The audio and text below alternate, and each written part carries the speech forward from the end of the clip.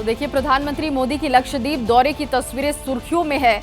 मोदी का समंदर किनारे बैठकर लहरों को निहारना सोशल मीडिया पर ट्रेंड कर रहा है। इन तस्वीरों पर दो अलग अलग तरह की राय रखी जा रही है। एक धड़ा मोदी के कपड़े बदलकर फोटो खिंचवाने पर तंज कर रहा है, लेकिन इन तस्वीरों को देखने का एक दूसरा नजरिया भी है और इसीलिए मोदी के लक्षद्वीप दौरे को हम देश के दायरे में ले जाकर बताएंगे कि कैसे मोदी भारतीय टूरिज्म के सबसे बड़े ब्रांड एम्बेसडर बन चुके हैं। लक्षद्वीप की तस्वीरें सामने आने के बाद गूगल पर वहां पहुंचने के तरीके खोजे जाने लगे हैं। लक्षद्वीप के दौरे ने इस बात पर फिर से मुहर लगा दी है कि मोदी जहां भी जाते हैं वो इलाका नया टूरिस्ट हब बनकर उभरता है। प्रधानमंत्री के साथ साल में 5-6 एक हाई पावर डेलीगेशन की मीटिंग होती है, वो सारी की सारी दिल्ली में होती है। एक तरफ हम टूरिज्म का ब्रांडिंग करना चाहते हैं। मान लीजिए कल ऑस्ट्रेलिया के प्राइम मिनिस्टर और मैं उनकी मीटिंग हैदराबाद में करता हूँ, तो हैदराबाद का ब्रांडिंग होगा कि नहीं होगा?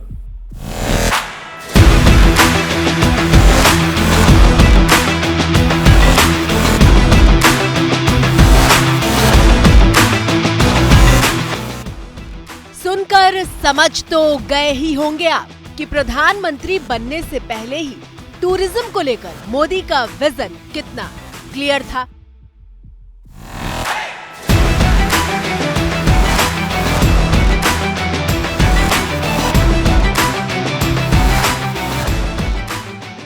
मान लीजिए कल मुझे अमेरिका के प्राइम मिनिस्टर मिल जाते, प्रेसिडेंट मिल जाते और मान लीजिए मैंने बनारस में मीटिंग वाले रहती। अच्छा, कार्यक्रम तो 6 महीने पहले तय होता है। बनारस की सफाई होगी कि नहीं होगी, बनारस के अंदर चेतना आएगी कि नहीं आएगी, बनारस के रोजी रोटी का काम बनेगा कि नहीं, और 2 घंटे की मीटिंग हो जाएगी, दुनिया भर में मेरा बनारस का ब्रांडिंग हो जाएगा।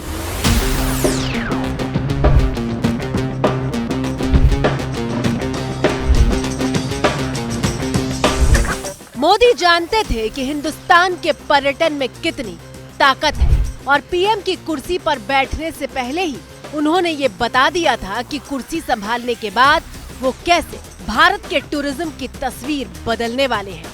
और तस्वीर बदली भी। सत्ता संभालने के 5 साल बाद प्रधानमंत्री मोदी का साल 2019 में दिया ये बयान सुनिए। साथियों, एनडीए सरकार के आने से पहले भारत में साल में 60-65 लाख विदेशी पर्यटक आते थे। अब भारत में आने वाले विदेशी पर्यटकों की संख्या 1 करोड़ को भी पार कर गई है। मोदी के किसी भी कार्यक्रम में, फिर चाहे वो चुनावी रैली हो या G20 की बैठक, इन सब के साथ साथ टूरिज्म कैसे उनके साथ हमेशा मौजूद रहता है, उसकी सबसे ताजा मिसाल है लक्षद्वीप।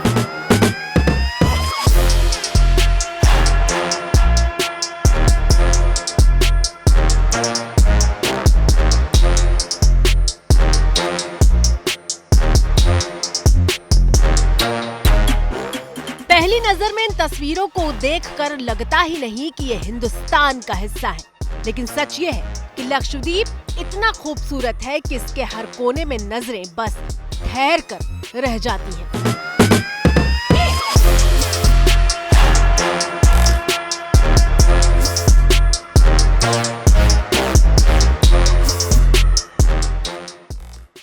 भारत के दक्षिण पश्चिम में अरब सागर में बसा एक द्वीप समूह है लक्षद्वीप।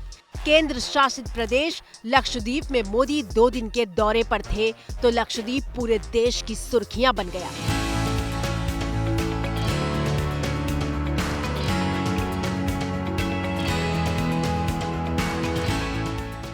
लक्षद्वीप की खूबसूरती को देखकर हिंदुस्तान दंग रह गया।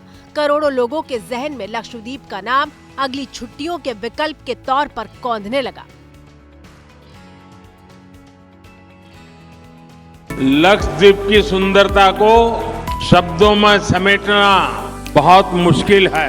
जो लोग दुनिया के अलग अलग देशों के द्वीपों को देखने जाना चाहते हैं, वहाँ के समंदर से अभिभूत है, उनसे मेरा आग्रह है कि वो पहले लक्षद्वीप आकर जरूर देखें। आप आपकी स्क्रीन पर मौजूद है ये गूगल सर्च का रिजल्ट, जिसमें दिख रहा है कि पिछले 24 घंटे में लक्षद्वीप को सबसे ज्यादा बार ढूंढा गया। सोशल मीडिया पर इन तस्वीरों को शेयर करने के पीछे मोदी का मकसद यही तो था। वो देश और दुनिया को बताना चाहते थे कि लक्षद्वीप मालदीव से सुंदरता में कहीं से पीछे नहीं है।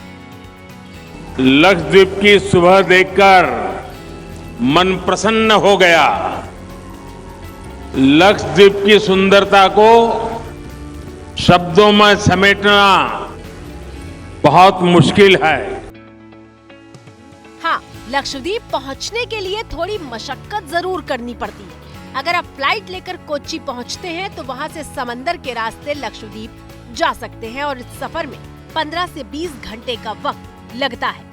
अगाती एयरपोर्ट से लक्षद्वीप तक जाने के लिए भी बोट से सफर करना होता है, लेकिन लक्षद्वीप पहुंचते ही दुनिया बदल जाती है।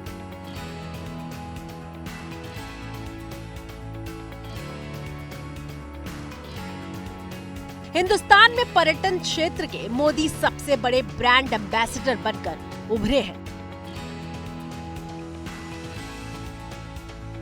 काशी विश्वनाथ धाम हो या फिर मध्य प्रदेश का कूनो नेशनल पार्क, मोदी ने पर्यटन इंडस्ट्री को चमकाने के लिए अपने ही अंदाज में काम किया है। और मोदी जब गुजरात के मुख्यमंत्री थे तब भी वो बार बार कहते थे कि टूरिज्म की ताकत देश को पहचाननी चाहिए। विश्व के साथ अपने संबंधों को घनिष्ठ बनाने के लिए टूरिज्म एक बहुत बड़ा रास्ता है। और मैंने कभी एक बार कहा था, tourism unites the world, terrorism divides the world. ये ताकत है टूरिज्म में। ये टूरिज्म हमारे संस्कार में होना चाहिए। और ये जो भारत सरकार का नारा है ना, अतिथि देवो भव। देश का प्रधानमंत्री पद संभालते ही मोदी ने अपनी इसी सोच को साकार रूप देना शुरू कर दिया। लाल किले की प्राचीर से 4 साल पहले मोदी ने देशवासियों से क्या अपील की थी, सुनिए। आज मैं आपसे एक छोटी सी मांग कर रहा हूं। क्या आप तय कर सकते हैं कि 2022 आजादी के 75 साल के पहले हम कम से कम अपने परिवार के साथ भारत के कम से कम 15 टूरिस्ट डेस्टिनेशन पे जाएंगे। वहां कठिनाइयां होगी तो भी जाएंगे, वहां अच्छी होटल नहीं होगी तो भी जाएंगे। कभी कभी कठिनाइयां भी जिंदगी जीने के लिए काम आती है।